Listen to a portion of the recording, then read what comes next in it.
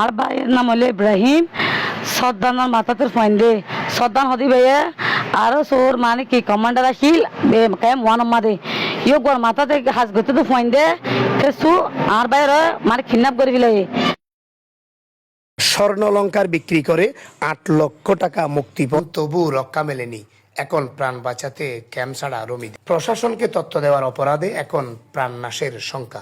কক্সবাজারের রোহিঙ্গা শরণার্থী শিবিরের সশস্ত্র সন্ত্রাসী গোষ্ঠীগুলোর দূরত্ব ও সাধারণ মানুষের নিরাপত্তাহীনতার আরেকটি মর্মান্তিক চিত্র উঠে এসেছে রমিদা নামের এক অসহায় রোহিঙ্গা নারীর জীবনে।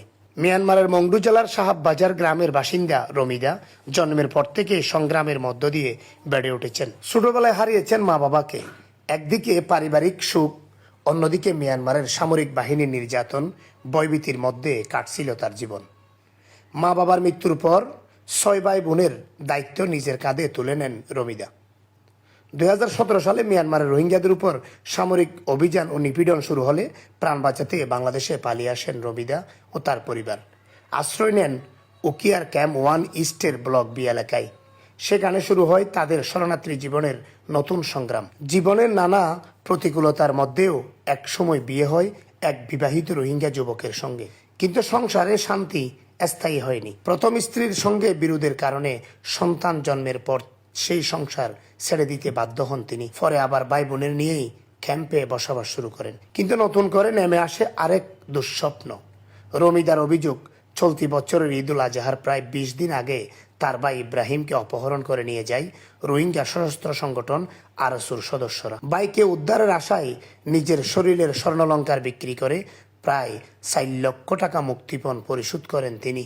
কিন্তু অর্থ নেওয়ার পরও অপহরণকারীরা ইব্রাহিমকে মুক্তি দেয়নি। পরবর্তীতে কক্সবাজার থানা পুলিশের একটি দল লিং রোডের মোহরিপাড়া এলাকায় অভিযান পরিচালনা করলে অপহরণকারীরা ইব্রাহিমকে রাস্তায় ফেলে দিয়ে পালিয়ে যায় বলে জানান রমিদা। ভুক্তভোগীর দাবি, যারা মুক্তিপণের টাকা নিয়েছে তাদের কয়েকজনকে তিনি সরাসরি চিনতে পারেন, এমনকি তারা তার কাছ থেকেই টাকা গ্রহণ করেছিল। কিন্তু অপহরণের বিষয়ে প্রশাসনকে তথ্য দেওয়ার পর থেকেই শুরু হয়েছে নতুন আতঙ্ক। রমিদা জানান, অপহরণকারীরা এখন তাকে হত্যার হুমকি দিচ্ছে। যে কোনো সময় তার এবং পরিবারের সদস্যদের উপর হামলা হতে পারে, এমন আশঙ্কায় দিন কাটছে তাদের। নিরাপত্তার অভাবে গত 26 মে 2026 তারিখে তিনি ছোট ভাই বোনদের নিয়ে ক্যাম্প ছেড়ে পাশের একটি গ্রামে আশ্রয় নেন। বর্তমানে স্থানীয় এক